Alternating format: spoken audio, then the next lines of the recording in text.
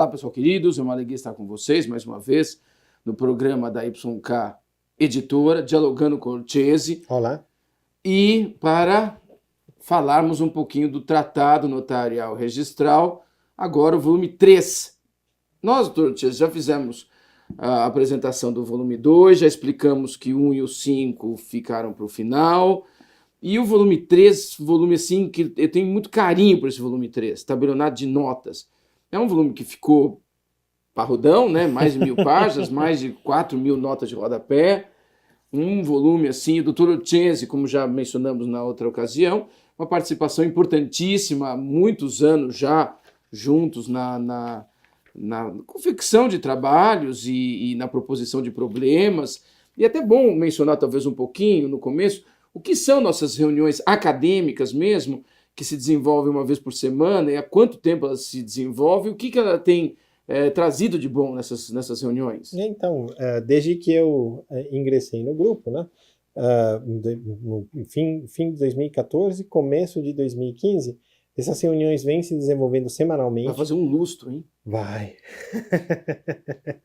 Elas vêm se desenvolvendo semanalmente e o importante, eu acredito que a maior contribuição dessas reuniões ao conteúdo, não só do tratado, mas no fundo da produção acadêmica de todos os que participam, né? Cada um de nós tem uma participação, tem uma produção acadêmica e uma participação intelectual, por assim dizer, nas produções dos demais, né? Mas o mais interessante é poder discutir temas, ouvir as opiniões acerca de temas mais controversos, né, dos colegas, e principalmente de colegas que têm conhecimento de causa, ou seja, pessoas que se dedicam à pesquisa, pessoas que têm, além do conhecimento teórico, têm também uma grande preocupação com as questões práticas, seja de registro, seja de direito civil, seja na área de direito público, e, portanto, na minha opinião, o principal valor dessas reuniões é justamente a colegialidade da busca de uma opinião válida, né? Juridicamente válida. O que a gente sente muito compromisso, muita vontade por parte dos que participam de realmente aprender um pouco mais sobre o civil, sobre a atividade notarial registral, que estão imbricados, né, principalmente notas e tal, um pouquinho, né, da questão do direito público, que envolve também bem a nossa atividade aqui, e tentar talvez trazer uma contribuição genuína, né? Não algo que você... O que a gente percebe no mercado, principalmente olhando o mercado editorial, o doutor Orchese também consulta muito, e a gente procura quase que adquirir todas as obras que existem, e que durante muito tempo, principalmente notas, pensando no tabelionato de notas, era uma junção de formulários sem nenhum compromisso, nem em você pelo menos sistematizar esses formulários, e a junção no final de um capítulo de legislação, ou paráfrases de textos sem nenhum compromisso também com um conteúdo sério, e pouquíssimo material realmente que a gente pudesse utilizar assim como uma fonte genuína para a pesquisa, né? Principalmente no Brasil, né? Sim, isso foi um problema, inclusive, ou seja, esse tipo de obra, né? É um problema, inclusive, na hora de fazer pesquisa, porque às vezes falta algum material, um material mais articulado, não é isso? Então, um mérito gigantesco do tratado é que ele articula muito bem, ou seja, articula de forma facilmente compreensível cada ponto relevante acerca da atividade. Então, não é um mero apanhado de normas, não é uma mera repetição de fórmulas, mas é uma articulação. E daí, mais uma vez, o tripé básico, né? Ou seja, normas e a parte dedicada especificamente à atividade, não é isso? A atividade tabelioa. Nós temos também a parte de direito civil, que é muito importante, direito privado, e normas também de ordem pública, direito público. Então, essa junção, essa articulação na obra, ela é de tal forma que para o leitor seja uma leitura, digamos, amena e fluida. Ele pode ler, ou seja, uma quantidade considerável de páginas sem ficar cansado. E, de fato, eu consulto com bastante frequência. Na verdade, os 3 volumes que já foram publicados do tratado, inclusive para preparar aulas, para fazer consultas e para, inclusive, citar em outros artigos. E tudo isso justamente por isso, porque é articulado, a obra é bem articulada, ela contém todas as informações importantes, inclusive a citação aos principais autores de cada matéria, e sabe fazer muito bem essa ponte entre esses 3 aspectos essenciais dessa matéria, né? Não, e eu vejo, por exemplo, peguei aqui a bibliografia, o Dr. Chese, já falamos de outra oportunidade, ele é fluente no castelhano, porque ele é argentino, obviamente, não precisa nem falar, e ele não veio na primeira infância do Brasil, Lamento. então ele tem essa fluência que é maravilhosa, né, que a gente já Obrigado. percebeu, tem uma fluência maravilhosa do mesmo nível no inglês, e é Obrigado. mesmo. E aí a gente pega aqui, Dr. Chese, olha só, aí nós pegamos, por exemplo, Esteban, nós pegamos aqui, por exemplo, e a gente vê que eles têm muito mais cuidado, tanto os espanhóis quanto os argentinos. Jiménez Arnaud, Opa, a gente sim, pega, olha, por citamos exemplo, bastante, aliás, né? citamos bastante. A gente pega, por exemplo, e vê que Larue, Rufino Outro Larue, muito citado Buenos Aires, também. também é Pondé. Poxa, outro autor, todos esses autores muito citados, viu, Agora, nessa área especificamente. o que eu questiono é o seguinte, por que o argentino, principalmente na América do Sul, é tão mais esmerado para tratar do notariado de uma maneira mais assim, dogmática, refinada, do que o brasileiro, né? Por que o brasileiro não que não tenha qualidade, a gente tem autores com muita qualidade e tal, a gente inclusive referenciou vários e tal, com muito carinho, mas por que na média do trabalho eles são mais preocupados, vai, para usar uma palavra leve? Pelo menos a primeira impressão que nós temos ao ler essas obras, né, é que há um certo cuidado, por assim dizer, né, bastante cuidado na hora de escrever as obras e também na hora de fazer a confecção de textos, eventualmente. Agora, eu, mesmo sendo estrangeiro e brasileiro de coração, eu tendo a acreditar que no Brasil, apesar de todas as dificuldades e assim por diante, a atividade hoje está muito bem desenvolvida.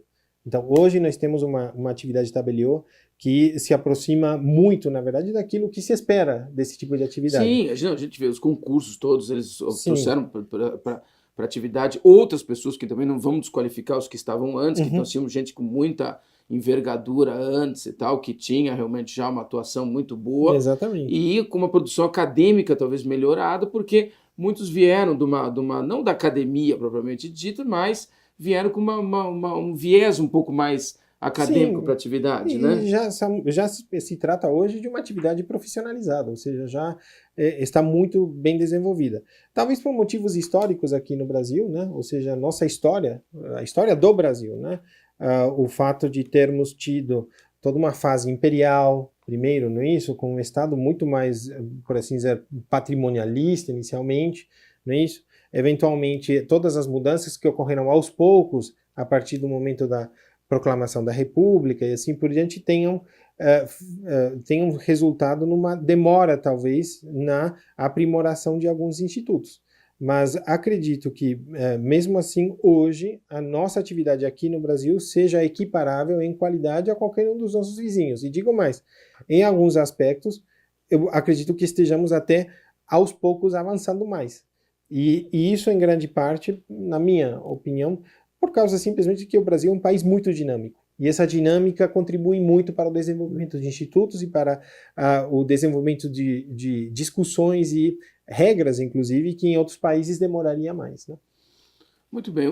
Esse volume em si foi, assim, uma preocupação imensa, porque, ao contrário dos registros, as notas são abertas. Então, o artigo 6º, ele dá liberdade para tudo que não for proibido, que seja confeccionada, qualquer vontade pode ser materializada nas notas, né? Isso traz uma preocupação muito grande, até porque é uma atividade difusa. Você não tem realmente um norte tão certo como a Lei 6.015 é um norte certo para a atividade do registrador, né? Isso. E a primeira parte da obra, entre o histórico, a instituição notarial, os princípios notariais, o esquema de atuação notarial, né? Entra tudo isso nessa primeira parte.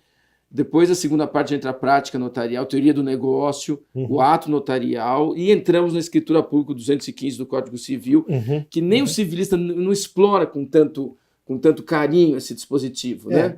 Uma das funções, né, do tabelião também é informar, não é isso, o usuário e, eventualmente, ou seja, além de formalizar a sua vontade, é também captá-la corretamente e poder fazer a conexão entre o que, no fundo, o usuário quer e também aquilo que a lei permite, não permite, assim por diante. Logo, ele se encontra numa posição de praticamente assessor jurídico, por mais que seja imparcial e assim por diante. Então, essa contribuição da obra, que é apresentar com cuidado, com esmero, cada Instituto de Direito Civil e, ou seja, além disso, buscar não apenas a formularização, né, da atividade de tabelião, mas que haja uma conceituação correta de cada de cada norma, cada instituto e assim por diante, é algo único. Eu acredito que não tenha visto em obra alguma antes.